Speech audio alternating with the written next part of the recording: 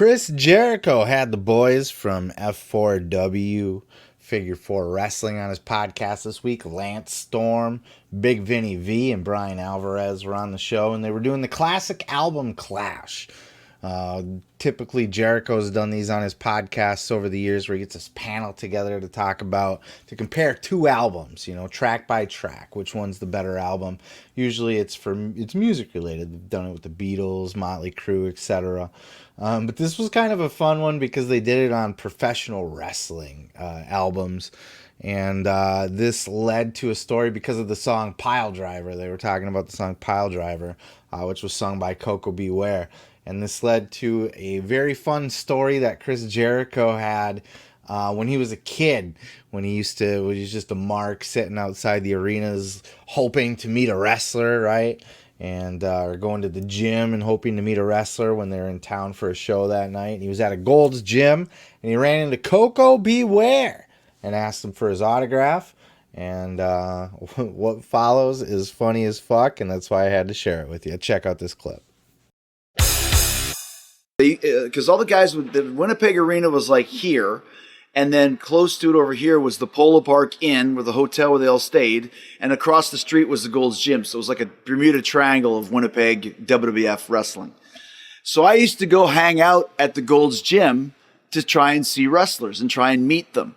And I was always scared to talk because they were fucking huge back then, and probably even bigger because I was just a kid. But I can remember Warrior and Warlord and Hercules. These guys are just shoulders like bowling balls. So very intimidating. So I would go talk to the smaller guys, Shawn Michaels and Marty Jannetty and those types of guys. And Koko B Ware was always on the show. He got the Winnipeg every time. So I would read the card, and Koko was coming. So I brought my copy of Pile Driver to Gold's Gym, hoping that I could see Koko. And I saw him, and I had my album, and I was like, hey, Mr. B Ware, hey, Mr. Ware, I love your singing.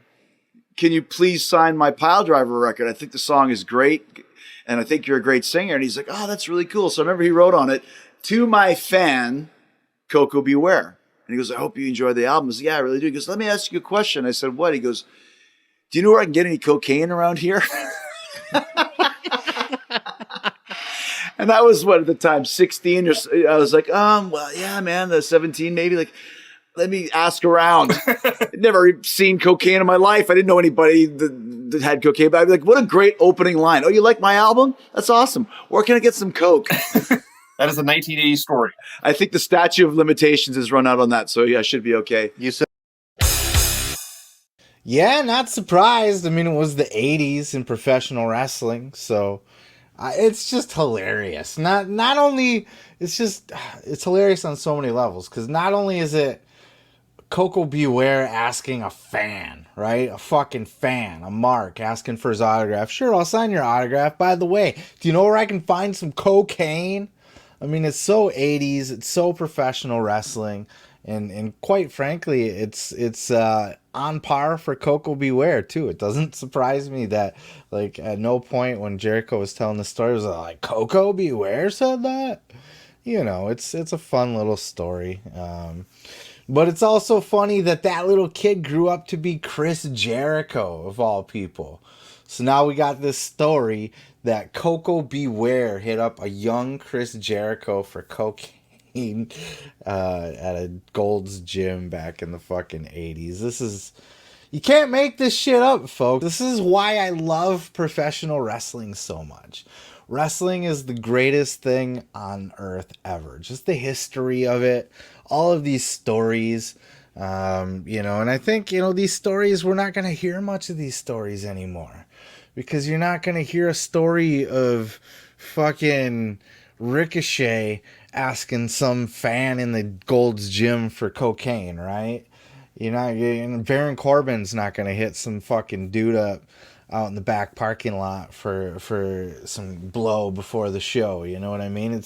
You're not going to hear that anymore. So just the fact that this story exists, it's so professional wrestling, and it just warms my heart. Funny as fuck. I was listening to that podcast. I almost skipped it because, like I said at the beginning of the show, if you're watching the full show in the intro, I said there was a lot of content to go through this week, and I wasn't sure that Jericho's fucking classic album Clash was gonna make the cut at all for any reason, but this was a funny as fuck story that I couldn't pass up, so I just had to kind of share it with you, and I highly recommend, go check out the full story. I did leave a little bit out, of course, if you want to hear that. Or just, check out the classic album Clash between two WWF music albums. Both of them were the 80s ones, whatever those were. I don't remember exactly what those names were. I was a 90s guy, so my albums were like WWF The Music, Volume 1s, 2s, 3s, 4, that kind of stuff. So, in any event, good shit, great shit. Just had to share it with you. And with that said, let's move the fuck on. Let me tell you something, brother. You can check out full episodes each and every Sunday right here on this channel, dude. Don't forget to like, don't forget to subscribe, and don't forget to take your vitamins and say your prayers, brother.